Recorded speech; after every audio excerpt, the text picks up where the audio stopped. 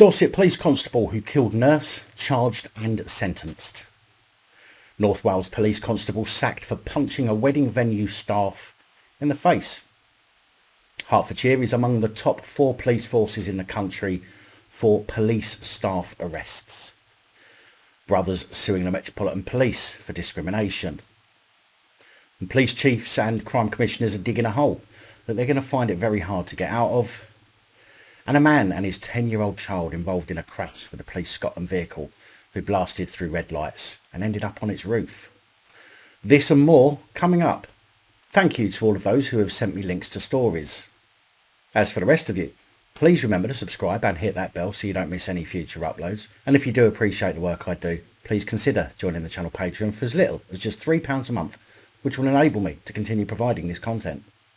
Hello ladies, gentlemen, boys, girls, innies, outies and in-betweeners. My name's Dan and welcome back to another PAP Reports. It's Thursday the 29th of October 2020.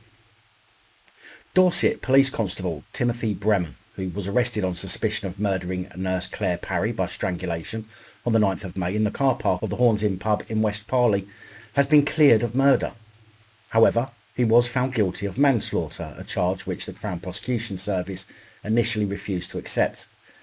Following a 2-week trial, a jury of 11 found him unanimously not guilty of murder. Mr Justice Richard Jacobs then sentenced Bremer to 10 years and 6 months in prison for manslaughter. The prosecution's case was that Bremer took Mrs Parry by the neck with such force as to kill her after she sent a text to his wife revealing the affair, which had been going on for 11 years. The defence's case was Bremer accidentally compressed Mrs Parry's neck in a kerfuffle while trying to get her out of the car. Bremer could have been found guilty of unlawful manslaughter or loss of control manslaughter, and the judge decided on the loss of control manslaughter, for which loss of control manslaughter there has to have been a qualifying trigger. The text to Bremer's wife from Claire Parry revealing the affair was taken in this case to be the trigger, and the test is whether someone of the same sex and age as the defendant with a normal degree of tolerance would have reacted in the same way. Yeah, well, I'm the same age practically, and I'd never wring someone's neck for doing that, so not quite sure what the judge was thinking. Jacobs said the only real basis for you considering that you had been seriously wronged by the sending of the text was that if the affair were to be revealed, you should have been the person to tell your wife. The news should simply not come via a text message. Poor Timothy was seriously wronged by his bit on the side telling his wife that he had been cheating. I'd suggest it was his wife who was the one that was seriously wronged, although not quite as seriously wronged as nurse Claire Parry, of course. Judge Jacobs said, I consider that this aspect of the qualifying trigger was only just met, bearing in mind that what your wife was told in the next message was true. You had received fair warning over the previous 2 days in calls and text messages that Claire Parry was going to tell your wife. So he knew about it. He knew it was going to happen and he had prior warning, but he was the one that was wronged? Judge Jacobs continued, you had a full opportunity to tell your wife about the revelation that was coming, but your own cowardice led you to not do so, but instead to try to dissuade Claire Parry from carrying through on what she had told you that she would do. Judge Jacobs considered the mitigating factors that Bremer had no previous convictions and was a good policeman who served for a number of years. But aggravating factors considered by the judge were the significant mental and physical suffering caused to Mrs Parry, who must have appreciated that her life was being taken from her. The second factor was the fact Bremer blamed Mrs Parry for stabbing him at the scene, which was a lie he changed the next day. He said, bearing those aggravating and mitigating factors in mind, I consider that the appropriate sentence in your case, before taking into account your guilty plea, is 12 years, 6 months in prison. I will reduce that sentence by just over 15% because you pled guilty at effectively the first opportunity, albeit that plea was a basis unlawful manslaughter that I have not accepted. That reduces the sentence by 24 months from 12 years, 6 months to a sentence of 10 years and 6 months. Still not long enough if you ask me. Metropolitan Police Constable PC Eugene Ping-Pong PC Eugene Ping-Pong is due to appear in court for dangerous driving after being investigated by the IOPC over an incident in Wood Green, whereby, while driving a marked police vehicle in late August, the vehicle collided with a cyclist. On the 14th of October, the Crown Prosecution Service authorised the charge of causing serious injury by dangerous driving. We'll catch up on that one when we have some more information. Keir Starmer appears to be a liar. In Tuesday's report, we spoke about how Starmer had had an incident with a cyclist who was knocked off his bike by Starmer in Kentish Town, northwest London. A spokesman for the opposition leader said he reported the incident to a police station soon afterwards and has been in touch with the person involved. Keir was involved in a minor road traffic accident on Sunday. He spoke to a British Transport Police officer who attended the scene and swapped details with the officer and the other individual involved. Keir stayed at the scene until an ambulance arrived. Later that afternoon, he reported the incident to the police in accordance with the law. Since the incident, Keir has also been in touch with the other individual involved. The Metropolitan Police refused to confirm Starmer's involvement, but said the driver was not arrested. So Starmer spoke to a British Transport Police constable, is what's been said. However, the Labour Party were forced to clarify that Starmer did not speak to the police before leaving the scene of a collision. Starmer, the former Director of Public Prosecutions, exchanged insurance details with the man he knocked off before leaving him in the care of the ambulance, who took the cyclist to hospital with an injured arm. 2 Metropolitan Police cars arrived to discover that Keir Starmer had already buggered off from the scene. Police then travelled to Starmer's home and left a note requesting he report to his local station for questioning, which he did that same afternoon. And you can bet your ass if that was a member of Joe Public, the door would have been put through and the driver arrested for leaving the scene of an accident. In fact, Starmer was not arrested or even interviewed under caution. Huge surprise. British Transport Police spokesman said that they have no record of speaking with Starmer and that no details have been logged onto their system. In fact, it was an off-duty member of British Transport Police staff that provided their details as a witness to the collision and not a police officer. Well. Politicians lying. Would you believe it? On the 16th of September, we mentioned 38-year-old North Wales Police Constable PC Natasha Jones, who, while off duty and attending a wedding party, punched a member of staff. Fuck you. Who, while attending. On the 16th of September, we mentioned 38-year-old North Wales Police Constable PC Natasha Jones, who, while off duty and attending a wedding venue, punched a member of staff in the face. Llandudno Magistrates Court were told how Jones punched the member of staff at the Garthmore Hall Country House in the face and admitted 3 common assaults. District Judge Gwen Jones, I don't think they're related, ordered PC Natasha Jones to do 160 hours unpaid work, pay £300 compensation and £340 in costs. North Wales Police said disciplinary proceedings would follow. And now those proceedings have taken place. A hearing that concluded that PC Natasha Jones did in fact commit gross misconduct. In a statement, the force said on Tuesday the 20th of October 2020, PC 3178 Natasha Jones appeared before a special case police misconduct hearing which was held at police headquarters, Colwyn Bay. The allegations faced by the officer were as follows. On the 15th of September 2020, PC Jones appeared before Llandudno Magistrates Court and pleaded guilty to 3 counts of Section 39 assault whilst off duty. It was alleged that PC Jones had breached the standards of professional behaviour relating to discreditable conduct and that the matter was considered to be of gross misconduct. The Chief Constable, Carl Fawkes, found the allegations to be proven and amounted to gross misconducts. PC Jones was shown the door. A former South Yorkshire Police Detective, DC Matthew Gregory, used a police-issued mobile device with access to police systems to carry out unlawful searches between 2010 and 2016, many of which related to insurance claims for road traffic accidents and house burglaries for his side job as an insurance claims investigator. Plus, 33 of the 953 unlawful searches were personal, including a search to find his ex-partner's new address after allegedly receiving a letter about a debt that they both owed. The offences first came to light on July 28, 2016, when police visited his home and spoke to his wife in relation to an unconnected matter. Gregory's wife was asked where he was, and she told them that he was at work as a private investigator for Kent-based loss adjusters, Absolute Partnerships. The police returned the following day and his wife repeated the remark and added that he also worked for Leeds-based loss adjusters Cunningham Lindsay and gave details of his earnings. An investigation was then launched and the case was referred to the police force's Professional Standards Department. He was arrested, taken to a police station and interviewed, but mainly gave no comment in response to questions. Leeds Crown Court heard how DC Gregory had now resigned from the police and found another job. Due to the amount of time since the charge was made against Gregory, the judge said that it put him in a position where he had to suspend an immediate custodial sentence. He told Gregory it has taken 2.5 years to 3 years to bring this case to court. I can think of no reason why that should have happened. For you two, that is punishment itself. Because of the COVID crisis, it has been nearly 4 years. Gregory was handed a year-long prison sentence, suspended for 2 years, with requirements to complete 280 hours of unpaid work and 10 days of rehabilitation.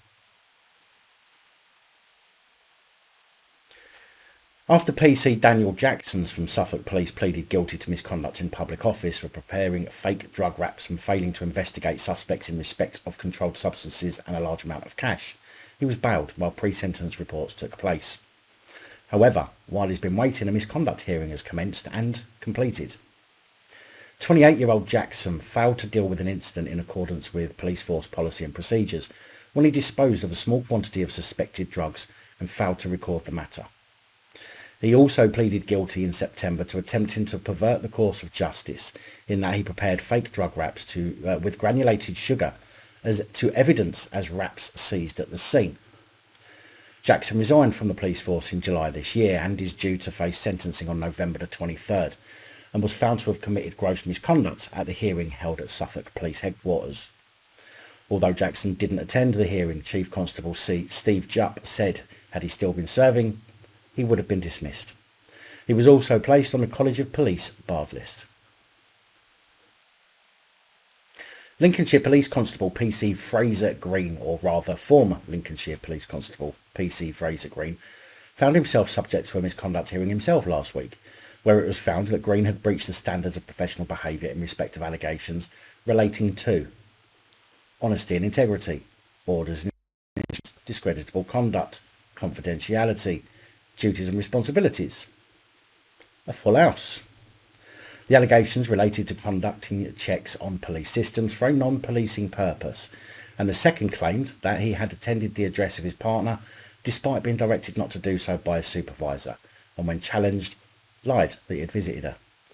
The misconduct hearing found both allegations were proven at gross misconduct level, and he was shown the door, P45 in hand. Now, with all the police we report on here doing naughty things, it was interesting when a story showed up about how arrests of police staff in Hertfordshire are one of the highest in the UK. Disclaimer, this is a NewsQuest investigation and not one that I've done myself, as I simply haven't had the time to or the staff to do it. The investigation found that 45 Hertfordshire police staff were apprehended between January 2015 and April 2019. 27 of them were police officers. Out of 30 police forces across the country, Hertfordshire had the fourth highest number of arrests of its own staff, including 2 sergeants and 1 inspector. Although the investigation doesn't say who the top 3 were, probably to protect the forces, but I would bet South Yorkshire and West Yorkshire are up there somewhere. The investigation found 11 of these arrests were made due to suspected violence offences, while 5 were down to suspected sexual offences, and 1 was made due to a suspected burglary offence. Other offences 4 staff were arrested on suspicion of included theft and misconduct in public office. 44% of those arrested received punishments including jail time, suspended sentences, restraining orders, fines, cautions and fixed penalty notices. 12 of those arrested within the police force faced no further action from the cases disclosed, and 14 were dismissed. 7 police staff had resigned following the outcome of any investigation against them, while 2 were handed final written warnings. Of the 910 officers and 265 staff members from forces across the country, just 48 were jailed. I would assume that means suspended sentences as well. And at least 279 people were sacked, while 134 resigned or retired before the disciplinary process could complete. Final warnings were handed out in connection with offences including rape, violence and drink driving. Yeah, final written warnings for rape, for violence. Can't say I'm surprised they wanted to keep them on though.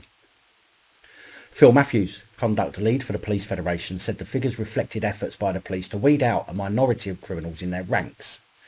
No, Phil, I'd suggest the majority of them are due to police interactions being filmed by the public more and more, and they can't now get away with as much as they would like to. He continued, if someone working for the police is accused of something in a criminal case, they are much more likely to be charged and sent to court than a member of the public.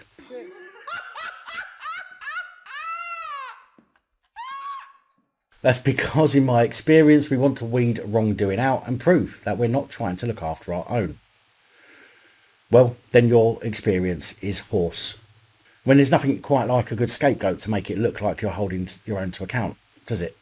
While giving written warnings for rape, of course. What a joker. Okay, now I want to be clear here. This has nothing to do with religion, but everything to do with the police's views on religion, although disguised as views on COVID. Just days ago, police in Wales stormed a church to stop a church service, telling worshippers they were breaking the lockdown rules. The Wales firebreak rules banning gatherings include religious ceremonies from taking place, which personally I'm not really sure they can do legally due to Article 18 of the Universal Declaration of Human Rights. Everyone has the right to freedom of thought, conscience and religion. This includes freedom to change religion or belief, and freedom either alone or in a community with others, and in public or private, to manifest his religion or belief in teaching, practicing, worshipping or observance. And as all laws are supposed to be based around our human rights, then I'm currently at a loss to understand how this can be allowed. A woman filmed the moment police attended the New Hope Community Church in Cardiff.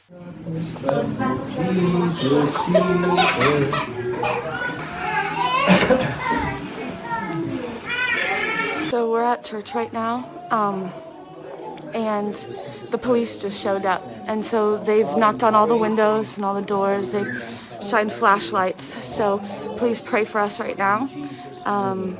So I'm just letting you know that that's what's happening. This is in Cardiff. We're not even in a third world country right now. This is in Cardiff. The regulations are sitting there saying that people need to stay at home, and obviously prohibiting gatherings indoors, more than 6 people, not to take household. Okay. So what I'm going to ask you to do is to leave, and obviously worship at home or worship in other ways, however you obviously wish to see fit. Just give it 17 days, wait for this to blow over, and go from there. We don't need to spoil a part or anything, but obviously it's the law. What is it though? Can I, this is really strange, and I say it respectfully. Yeah. See, we love you guys as police officers, we honor, and we're not law-breaking people. Please hear me. But when they say to us that it's illegal to come and worship our God, this is the West. Forgive me. This isn't the nation somewhere off in the distance, somewhere else, or somewhere else. Me and my colleagues, we're gonna go to the door, right? We'll give you a couple of minutes to gather your step and do your bits, right? And then we'll go. All right? Yeah, we will go. Thank you. South Wales Police said police attended New Hope Community Church in Ball Road on Sunday afternoon following a report of a COVID-19 breach. So another collaborator grassing up their neighbours. Nice. Officers followed the policing style, which we have adopted throughout the pandemic, of explaining the rules and encouraging people to comply. Officers moved outside the church to allow 5 minutes of prayer, after which all those present left. No fixed penalty notices were issued. We know civil restrictions are frustrating and disheartening for people, but by following them, we can all play a part in protecting our communities and the National Health Service. Please take time to understand the latest regulations, all of which can be found on the Welsh Government website. Isn't it complete contrast to the way the police handled the incident in the mosque on Tuesday's report?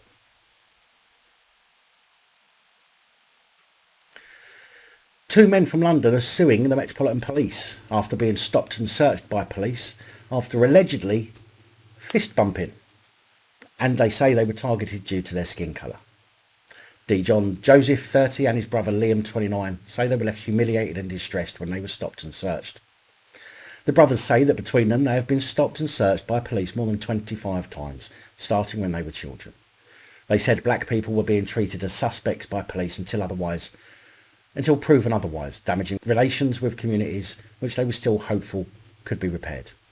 Their case was one of 5 which the police watchdog cited on Tuesday as they criticised the Metropolitan Police for their use of stop and search and identified a range of areas needing improvement. The brothers were stopped and searched on the 27th of February 2018 outside a Caribbean takeaway on Deptford High Street, South London. John said, "I was ordering food and I stepped outside, saw my little brother, and that is when we fist bumped. They surrounded us, physically detained us, including by using handcuffs, and searched us in public over a period of about 20 minutes. It was humiliating and we were distressed and confused, but that understandable reaction was described by police as incredibly evasive and aggressive. D. John, who is 6'8" tall, said it's so offensive to be called aggressive when you are not being aggressive. My skin colour, my hair, and to a white police officer seems aggressive. I have one hand handcuffed and the phone in the other.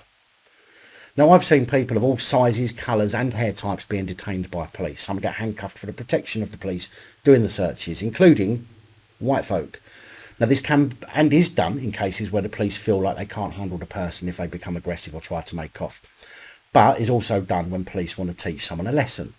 Now, at 6'8" tall, and most police these days are just tiny little adults, I can understand the protection element from their side. Let's face it, if we were to have to deal with someone twice our size, we would want to know that we're being protected from any kind of assault. However, the police still need a very good reason to have to put cuffs on people, as it is an assault. So I'll suggest that the handcuff was probably more to do with the fact that this guy was huge rather than black. However, before any of you start calling me racist, stopping people for fist bumping alone is completely ridiculous, as you couldn't possibly pass something to another person with a fist bump. And so suspecting anything untoward in that respect is, in my opinion, utter BS. Dijon said, I have been stopped 20 times because they are targeting black males. There has never been a just reason. Liam, his brother, added, you have to swallow your pride and bite your tongue and not say anything. Both brothers said the Met is institutionally racist, with the disproportionate stops of black people coming from unconscious bias or from overt bias, with most officers not living in London and not knowing its culture. Liam said this ignorance makes young black people seem like a threat. They stigmatise us without knowing us. Now, some of the most deprived areas in London are predominantly BAME areas. Deprived areas have a higher rate of crime, unfortunately, so it kind of makes sense that those areas would be where the most arrests or stops are made. And as they're predominantly BAME areas, then it would be reasonable to suggest that black people in those areas are more likely to be stopped. Or is my reasoning wrong? The brothers complained to the Independent Office for Police Conduct. However, the IOPC decided there was insufficient evidence to uphold any misconduct complaint against the police, including that of discrimination. Dijon said he was not policed by consent, which is the guiding philosophy of British law enforcement. And the problem is, and so many people fail to understand this, it's not consent of the individual, it's consent of the collective. So you can't simply say, I don't consent, and expect that to have any impact on what's happening. We give MPs the consent to consent on our behalf. So when an MP agrees or disagrees with a new law or legislation, they do it based on the majority of people in their constituency, not on individuals. The same as when a bill passes through Parliament. Just because a few constituent areas disagree, the law is passed to govern everyone based on the majority. They can't simply say, OK, Bradford didn't agree with this particular piece of legislation, so we won't impose it on anyone who lives there, but we will on everybody else. It is so annoying when people use this policed by consent thing and expect it to mean their personal express consent. The brothers say that they are left with no option but to sue with institutions. The brothers say they are left with no option but to sue with institutions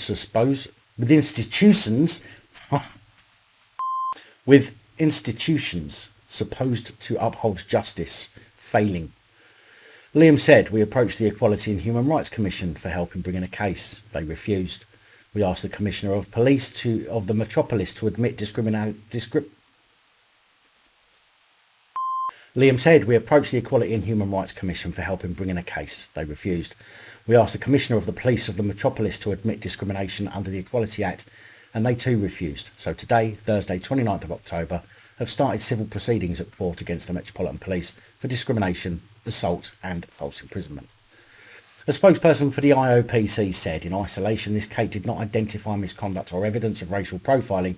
However, looking at this in conjunction with other investigations has identified broader concerns that there is lack of understanding from officers about why their actions may be perceived to be discriminatory. That is why we have recommended the Metropolitan Police Service take steps to ensure that assumptions, stereotypes and bias, conscious or unconscious, are not informing or affecting their officers' decision-making on stop and search. The Met has denied bias affects stop and search and says the powers help get dangerous weapons off the street. But the only weapons on the street are the police. Complete weapons.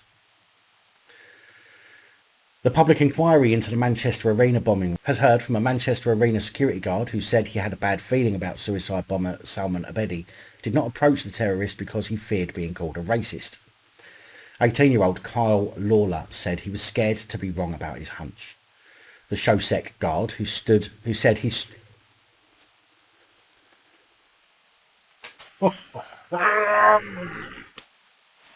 The Shosek guard, who said he was stood 10 or 15 foot away from Abedi minutes before the attack, tried to contact the security control room for guidance after a member of the public reported the attacker for looking dodgy, but the radio signal was not working. He said, "I felt unsure about what to do. It's very difficult to define a terrorist. For all I knew, he might well be an innocent Asian male.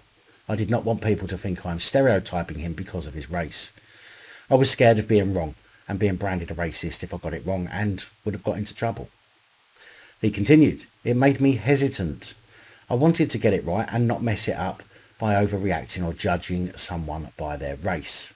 Nothing to do with judging them by the massive bag on their back." Abedi, Manchester-born bomber whose parents were Libyan, was sat on the steps near the back of the foyer of the arena known as the City Room, waiting for the Ariana Grande concert to finish.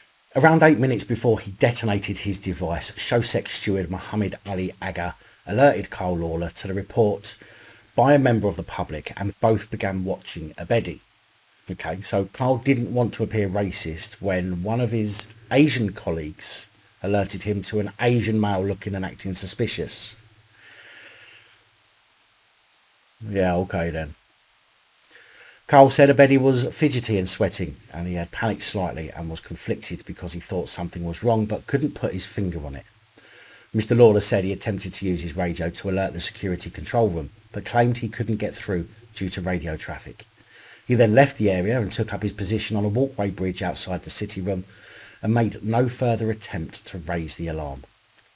Mr. Lawler agreed that on 5 separate occasions after the bombing he made statements verbally or in writing where he deliberately shortened the time between him leaving the City Room to the bomb going off, so that no one would say, "Why didn't you do something?" the inquiry was told. He said, "I had no recollection of minutes or seconds. I had a guilty feeling. I had a lot of blame on myself." Now I know this must be still very hard for people to understand what happened, especially if they were there. But it seems so far that there's already been a huge amount of failings from police and civilian staff, and I think we're going to hear far more as time goes on. It seems that police chiefs and police and crime commissioners are going all out to destroy more people, as they warn people that police could enter their homes to break up Christmas parties if the government regulations forbid them from taking place. Which again shows the compliant nature of those in these positions to simply not stand against the things they know are wrong. David Jamieson, Police and Crime Commissioner for the West Midlands, was writing in the Telegraph where he warned of unrest and riots due to the ongoing pandemic, with the festive season set to weigh heavy on people. "We are there to enforce the rules that the government makes," he said, "and if the government makes those rules, then the government has to explain that to the public." No.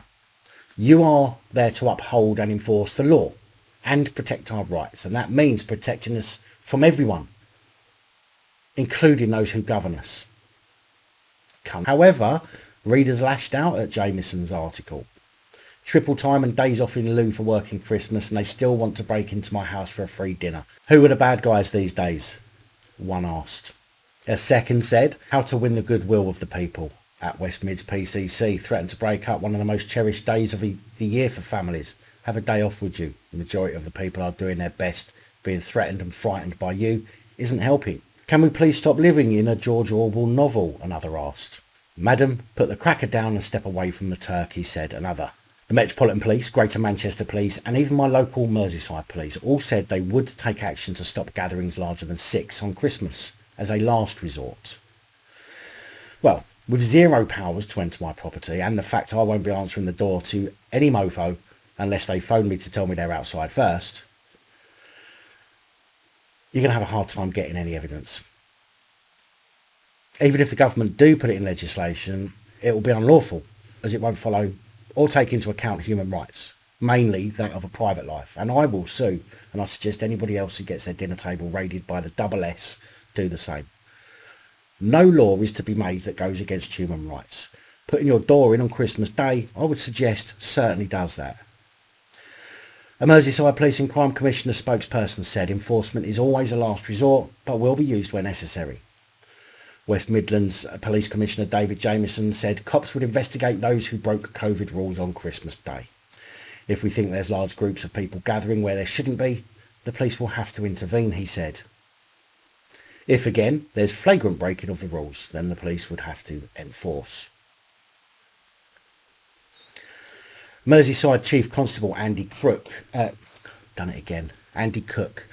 blasted the sneering culture that exists against people who grass on rule breakers, insisting their actions save lives. Well, of course, because you love nothing more than a nation of grasses. Saves you a lot of work, doesn't it? And helps with your statistics. I bet you've not even sat back and really thought about what you're being asked to do. You know, just do as we're told. We're good little police boys. Chief Constable Andy Crook said people are doing a civic duty in contacting us for the right reasons. Hello police, I've seen 2 people turn up at my neighbour's. My neighbour is 93 and lives alone. 2 of his grandchildren have turned up with boxes wrapped in fancy paper, and I know full well they're not in his bubble. OK, we'll send a unit on emergency response to the address. We'll be there in 5 minutes. Hello police, I've seen 2 people snatch a purse from someone in the park across from my house. They've run off, but the woman is on the floor and appears to be injured. OK, well, we would send somebody, but we're all tied up dealing with emergencies right now. Crook continued, any information that you can give us in relation to breaches will save lives, and that's why people are doing it. But absolutely no thought for the people who will be alone at Christmas, depressed and lonely, no one to turn to, no support. Some with no Christmas dinner, many with no job, and the shittiest Christmas they've ever had to have with no money coming in. Yeah, I can really see it's going to save lots of lives of the people who have a 98% chance of surviving while suicide rates go through the roof, you utter spunk trumpet cunt. Let me tell you, I am and will be having people over for Christmas, people who are old enough to make up their own mind about any potential risk that they might put themselves in. People who I know are respectful of other people and so generally distance themselves from others when out in shops, for example, or steer clear of mask wearers altogether. I live alone. I have mental health issues. And if you think for a single moment that you or the government are going to stop me from having people round on Christmas Day, you are sorely mistaken. I will sue the arse off of the force and any individual who attends my premises and tries to make entry. That I can promise you. The Welsh Government have backtracked after a huge uproar about the ban of non-essential items. We spoke about this earlier in the week. The Welsh Government told supermarket chains they were not allowed to sell non-essential items, which prompted stores such as Aldi, Tesco's, etc. to block off aisles with what they deemed to be non-essential. The problem is, everything is essential to someone. However, after the Welsh Government came under attack by social media, they seem to have not U-turned, but turned a corner, and have now issued advice that says you will be able to ask for non-essential items in exceptional circumstances. The Welsh Government said, following positive discussions with essential retailers, representative groups and trade unions, we have provided an updated list of goods that can be sold and have clarified that a sensible system should be introduced whereby customers can ask to buy non-essential items by exception under the regulations. We are hopeful this provides a workable solution for retailers and customers. However, we cannot move away from the central principle that retailers must restrict the sale of non-essential goods for the duration of the fire break. We continue to work closely with the sector and would stress that these restrictions are in place to stop the spread of coronavirus and save lives. We are asking the public to continue to support the effort by restricting unnecessary journeys and shopping. The updated essentials items list now says food and drink, products ancillary to the sale of food and drink, primarily disposable items used for the preparation and storage of foods, such as kitchen foil, food bags and cling film, but also basic products necessary to prepare and eat food and drink, products for washing clothes and for the cleaning and maintaining of home, including batteries, light bulbs and fuel, toiletries and cosmetic products. Yeah, because makeup's essential. Including toilet rolls and sanitary products, pharmaceutical products, baby products including equipment, clothes and nappies, newspapers and magazines, stationery and greeting cards, pet food and other pet supplies, products for the maintenance of bicycles and cars. But still says nothing about clothes.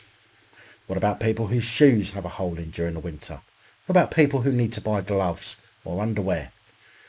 Any kind of restriction on purchasing is ridiculous unless there's a shortage, which there isn't. So stop being a dick and remove the ban. The move has seen a fierce backlash from the public. An online petition against the non-essential item has gathered tens of thousands of signatures.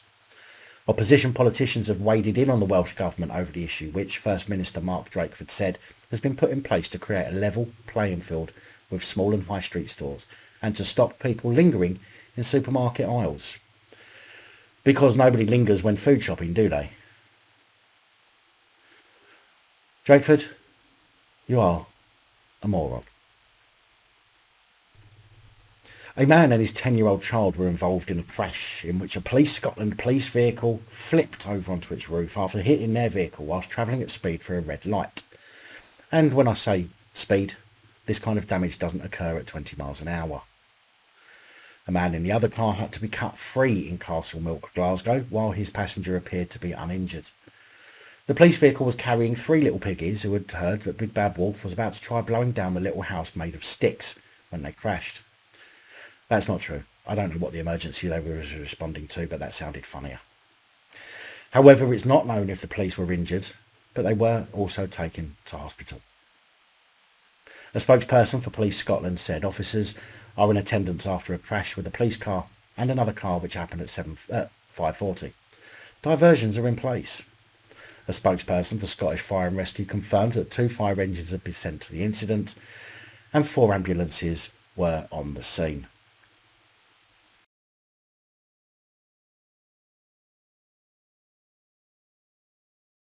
Police said the incident began at about 15:35 on Tuesday when a Skoda car failed to stop for Stravanen Road in the Castlemilk area of Glasgow. A Peugeot police patrol followed it, and it was then in collision with a blue BMW 3 Series on something road. A Peugeot police patrol followed it, and it was then in collision with a blue BMW 3 Series on Kilmarnock Road at its junction with Cradlin Gardens. The Skoda did not stop after the crash. The 39-year-old man driving the BMW was taken to the Queen Elizabeth University Hospital in Glasgow, and his 10-year-old passenger was taken to the Royal Hospital for Children. West Midlands Police, showing the public their caring, compassionate and understanding side, have again hit the news. This time in a case of mistaken identity where 5 police were needed to grab a single man who didn't appear to be showing any aggressive signs. In fact, 20-year-old autistic Mohammed Awas Khan was visiting his grandmother in Handsworth when 3 coppers jumped out of their van and grabbed him before another 2 got out and joined in one of the police's favourite team sports. Maybe they thought he was breaking some COVID regulations. West Midlands Police has confirmed its Professional Standards Department is investigating the incident which took place in Handsworth, Birmingham on September the 2nd. A video captured by a neighbour shows him being detained by 3 coppers who tried to lead him out of the driveway before 2 others arrived to help.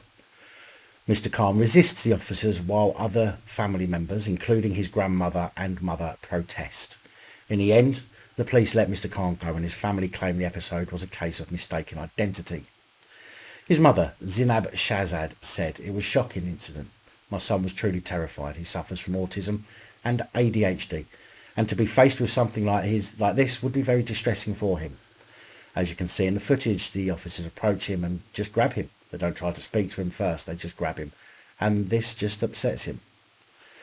And this is what they do because it can provoke a reaction to pull away. And then, of course, the police use that as justification to jump on any innocent member of the public. He does resist," she said, "and try to get away from them as he doesn't understand what's going on. They haven't explained to him why they did this."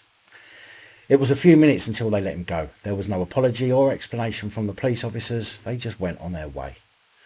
Ms. Shahzad has since made a complaint to West Midlands Police and said that Mohammed was left with bruising to his wrists.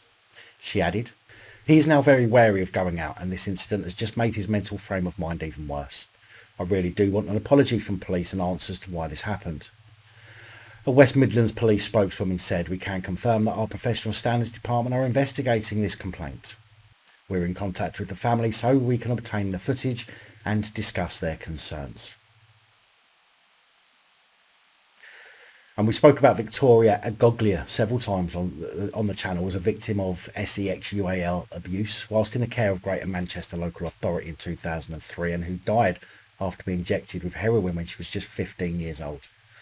Her death triggered an investigation where it was found that she had been a victim of exploitation by a group of Asian men who were allowed to operate in plain sight around care homes.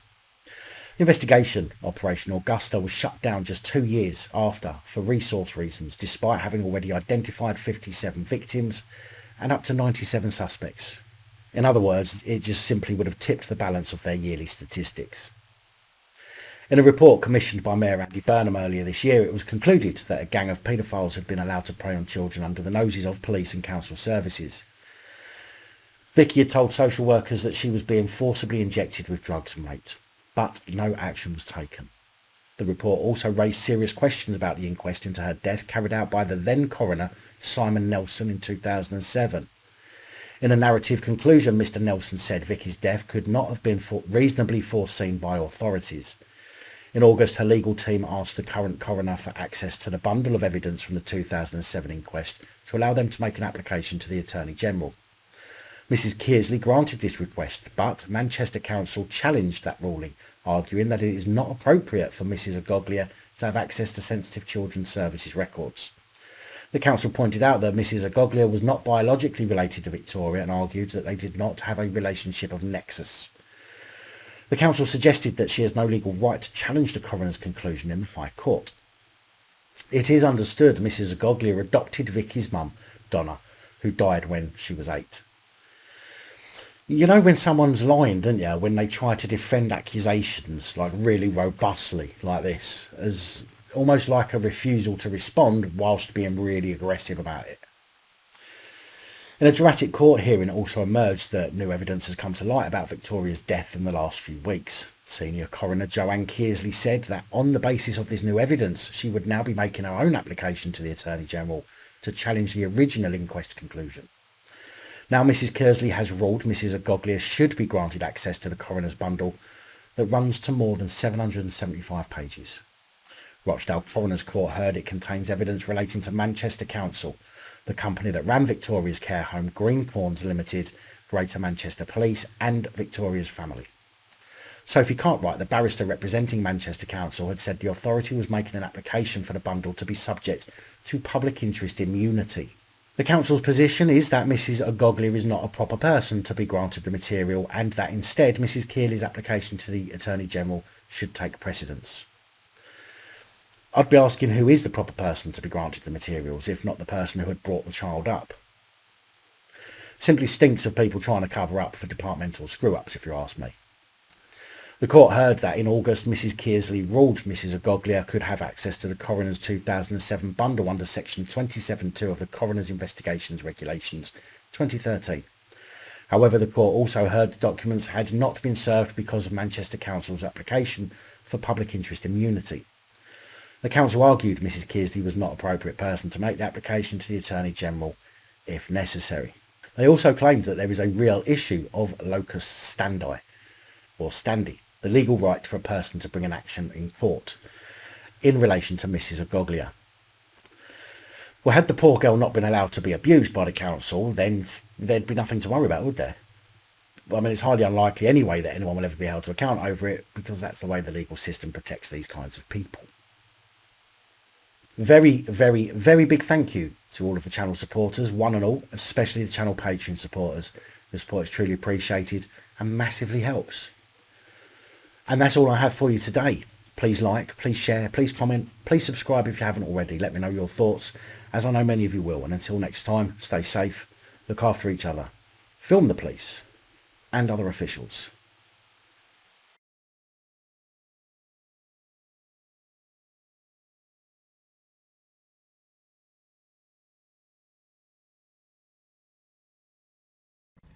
Good night, darling. Thank you for taking the time to watch this video. If you like the content and you'd like to help support the channel, you can do so. In the description of every video there are some links to ways that you're able to help support the channel so I can continue putting out content. If you're unable to help us in that way, hit that subscribe button up the top there. If you haven't already, become a subscriber. That is support enough. Share the videos, comment, like, it all helps. If you're looking for something else to watch, up top there is my latest video. Down the bottom there is a video that YouTube recommends for you.